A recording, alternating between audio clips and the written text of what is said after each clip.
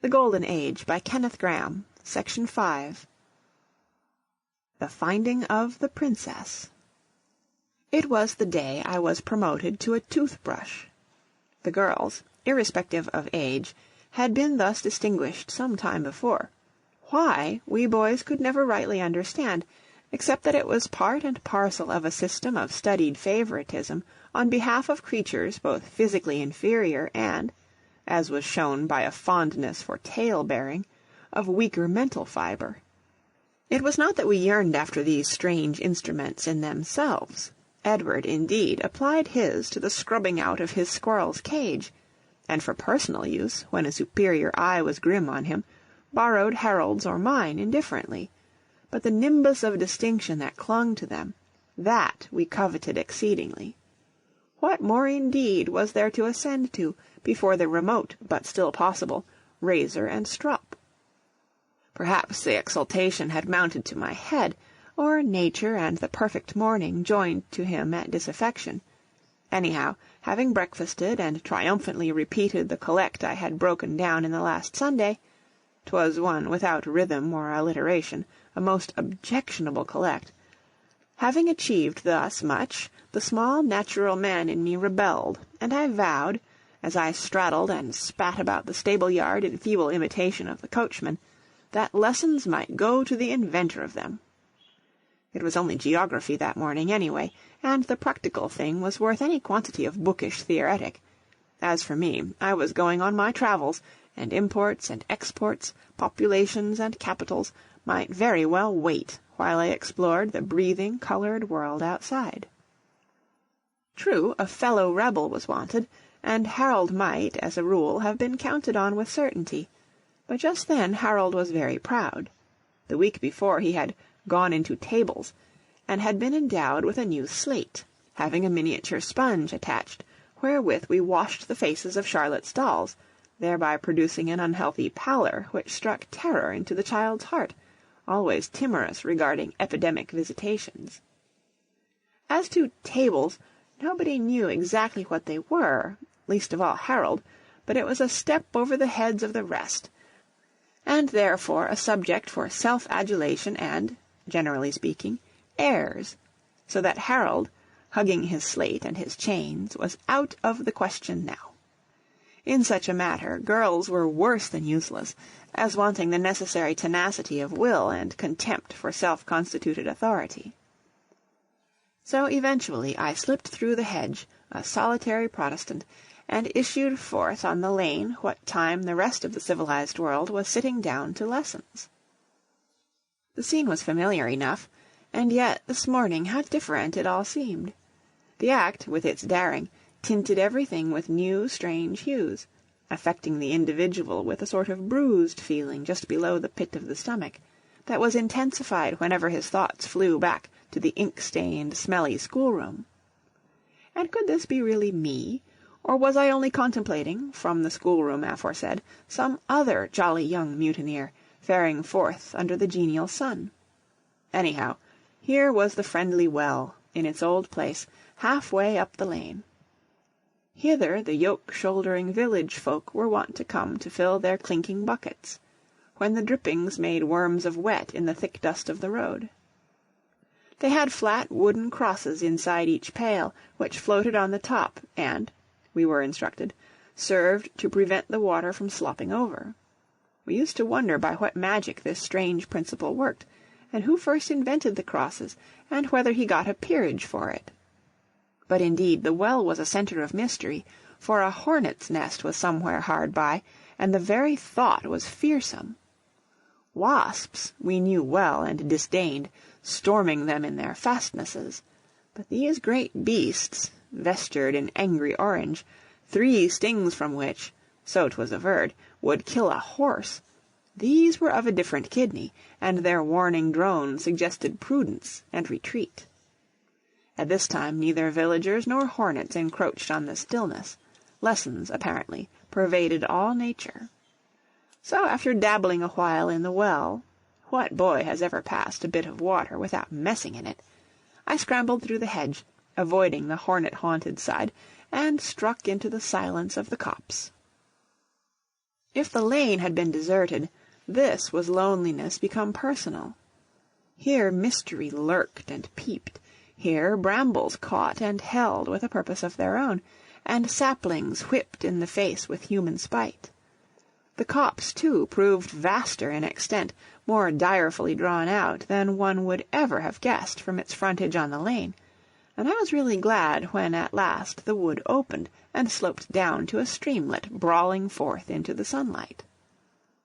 By this cheery companion I wandered along, conscious of little but that nature, in providing store of water-rats, had thoughtfully furnished provender of right-sized stones. Rapids also there were, telling of canoes and portages, crinkling bays and inlets, caves for pirates and hidden treasures. The wise dame had forgotten nothing, till at last, after what lapse of time I know not, my further course, though not the stream's, was barred by some 6 feet of stout wire netting, stretched from side to side just where a thick hedge, arching till it touched, forbade all further view. The excitement of the thing was becoming thrilling. A black flag must surely be fluttering close by. Here was evidently a malignant contrivance of the pirates, designed to baffle our gunboats when we dashed upstream to shell them from their lair. A gunboat, indeed, might well have hesitated, so stout was the netting, so close the hedge, but I spied where a rabbit was wont to pass, close down by the water's edge. Where a rabbit could go, a boy could follow, albeit stomach-wise, and with one leg in the stream. So the passage was achieved, and I stood inside, safe but breathless at the sight. Gone was the brambled waste, gone the flickering tangle of woodland. Instead, terrace after terrace of shaven sward, stone-edged, urn-cornered, stepped delicately down to where the stream, now tamed and educated, passed from one to another marble basin, in which on occasion gleams of red hinted at goldfish in among the spreading water-lilies. The scene lay silent and slumbrous in the brooding noonday sun. The drowsing peacock squatted humped on the lawn. No fish leapt in the pools, nor bird declared himself from the environing hedges. Self-confessed it was here, then, at last the garden of sleep. 2 things in those old days I held in especial distrust, gamekeepers and gardeners. Seeing, however, no baleful apparitions of either nature, I pursued my way between rich flower-beds in search of the necessary princess. Conditions declared her presence patently as trumpets. Without this centre such surroundings could not exist. A pavilion, gold-topped, wreathed with lush jessamine, beckoned with a special significance over close-set shrubs. There, if anywhere, she should be enshrined. Instinct and some knowledge of the habits of princesses triumphed, for, indeed, there she was. In no tranced repose, however, but laughingly, struggling to disengage her hand from the grasp of a grown-up man who occupied the marble bench with her. As to age, I suppose now that the two swung in respective scales that pivoted on 20. But children heed no minor distinctions. To them, the inhabited world is composed of the 2 main divisions, children and up-grown people, the latter being in no way superior to the former, only hopelessly different. These 2, then, belonged to the grown-up section. I paused, thinking it strange they should prefer seclusion when there were fish to be caught, and butterflies to hunt in the sun outside, and as I cogitated thus, the grown-up man caught sight of me. "Hallo, Sprat," he said, with some abruptness. "Where do you spring from?" "I came up the stream," I explained politely and comprehensively, "and I was only looking for the princess." "Then you're a water-baby," he replied, "and what do you think of the princess, now you've found her?" "I think she is lovely," I said, and doubtless I was right, having never learned to flatter. "But she's wide awake, so I suppose somebody has kissed her." This very natural deduction moved the grown-up man to laughter, but the princess, turning red and jumping up, declared that it was time for lunch.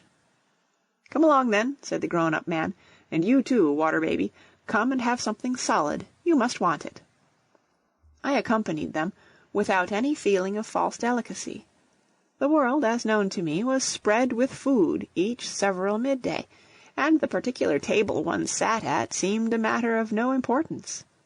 The palace was very sumptuous and beautiful, just what a palace ought to be, and we were met by a stately lady, rather more grown up than the princess, apparently her mother. My friend the man was very kind, and introduced me as the captain, saying I had just run down from Aldershot. I didn't know where Aldershot was, but had no manner of doubt that he was perfectly right. As a rule, indeed, grown-up people are fairly correct on matters of fact. It is in the higher gift of imagination that they are so sadly to seek. The lunch was excellent and varied. Another gentleman in beautiful clothes, a lord presumably, lifted me into a high carved chair and stood behind it, brooding over me like a providence.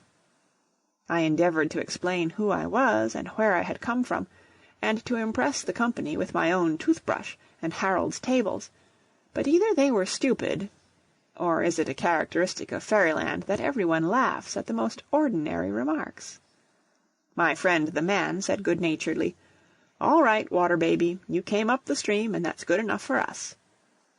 The lord, a reserved sort of man, I thought, took no share in the conversation. After lunch I walked on the terrace with the princess and my friend the man, and was very proud. And I told him what I was going to be, and he told me what he was going to be, and then I remarked, "I suppose you two are going to get married?" He only laughed, after the fairy fashion. "Because if you aren't," I added, "you really ought to," meaning only that a man who discovered a princess, living in the right sort of palace like this, and didn't marry her there and then, was false to all recognized tradition. They laughed again, and my friend suggested I should go down to the pond and look at the goldfish, while they went for a stroll. I was sleepy, and assented, but before they left me the grown-up man put 2 half-crowns in my hand, for the purpose, he explained, of treating the other water babies. I was so touched by this crowning mark of friendship that I nearly cried, and thought much more of his generosity than of the fact that the princess, ere she moved away, stooped down and kissed me. I watched them disappear down the path. How naturally arms seem to go round waists in Fairyland. And then, my cheek on the cool marble, lulled by the trickle of water, I slipped into dreamland, out of real and magic world alike. When I woke, the sun had gone in, a chill wind set all the leaves a-whispering, and the peacock on the lawn was harshly calling up the rain. A wild, unreasoning panic possessed me, and I sped out of the garden like a guilty thing, wriggled through the rabbit-run, and threaded my doubtful way homewards, hounded by nameless terrors. The half-crowns happily remained solid and real to the touch, but could I hope to bear such treasure safely through the brigand-haunted wood? It was a dirty, weary little object that entered its home at nightfall by the unassuming aid of the scullery window, and only to be sent tealess to bed seemed infinite mercy to him. Officially tealess, that is, for, as was usual after such escapades, a sympathetic housemaid, coming delicately by back stairs, stayed him with chunks of cold pudding and condolence, till his small skin was tight as any drum. Then, nature asserting herself, I passed into the comforting kingdom of sleep, where, a golden carp of fattest build, I oared it in translucent waters with a new half-crown snug under right fin and left, and thrust up a nose through water-lily leaves, to be kissed by a rose-flushed princess. End of Section 5. Read on November 7th, 2007, in Oceanside, California.